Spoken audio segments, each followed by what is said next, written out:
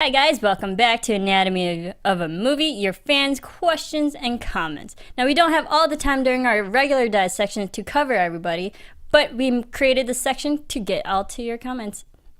All right, let's start with a shout out to Mr. Eric Flores, who was talking about Scarlett Johansson, saying that from Lucy, saying, "She is my idol, the way she acts, her karate, her whole style." I'm totally with you on that. I love Miss Scarjo. She's quite the feisty one and beautiful. So much fun to watch. So much fun. Always. This next goes out to Stuart, I'm sorry if I mispronounced this, MacLeod, who was talking to us about Under the Skin. We did this a couple months ago, and so we're so excited that you still want to comment and talk to us.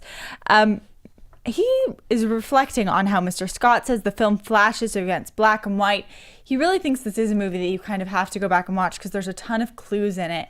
And I just think if you guys are looking for more information about Under the Skin, look at his comments. It's the things you can pick out that are so cool. He talks about the colors. He talks about how you can kind of look at the girl as a previous incarnation who's suffering from a similar fate of the whole theme, like really diving into the movie.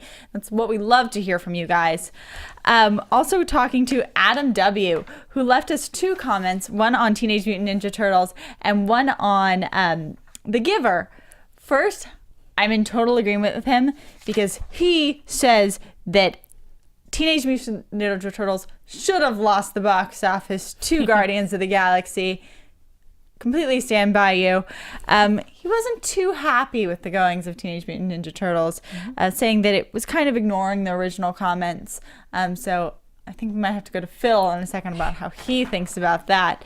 And then he talked about how Taylor Swift kind of might have hurt a little bit of The Giver because she drew so much attention and taking it away a little bit from the movie. And we touched a little bit about that on our show.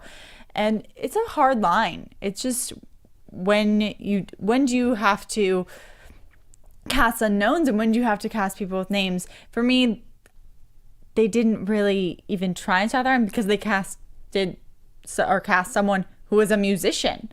Like, it's not a famous actor who's taking attention. It's a now country turned pop star, which personally, I agree. I think it took away, and that book meant so much to so many people. I think the thing with her character in that particular film is that, yes, she's such a big name, but it wasn't the best role for her. And I think that's where Taylor Swift really hindered the movie. Not ruined it, I wouldn't say ruined it, but she could have had a better role or played a different, added to more to the film. Yeah, and she did that. They cast her in a romantic comedy a while ago.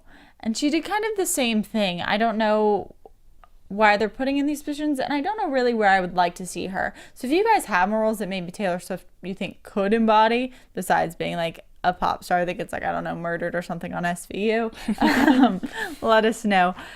Phil, do you have any comments about Teenage Mutant Ninja Turtles? Do you think they respected the original comic for Mr. Adam W.?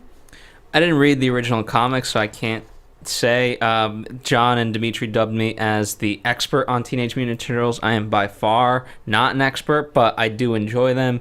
And you know what? For what this one was, I didn't think it was as bad as people are making it out to be. All right. All right. Thanks, Phil. Also in the comment section, you guys can find the links to a couple of tidbits from us, like The Ones Who Walk Away, which Phil mentioned in one of our podcasts. There's a link in the comment section. Also, there's a link to one of the Schmoes Knows podcasts of first photos of Paul Rudd as Ant-Man. So check out those links. We do try and send them out to you guys that way as well. And finally, for Eon011, you asked if there's a non-iTunes audio-only version of our podcast. Since we do put it on iTunes, it goes to other audio sources such as Stitcher, and you can check it out on YouTube. That's not iTunes.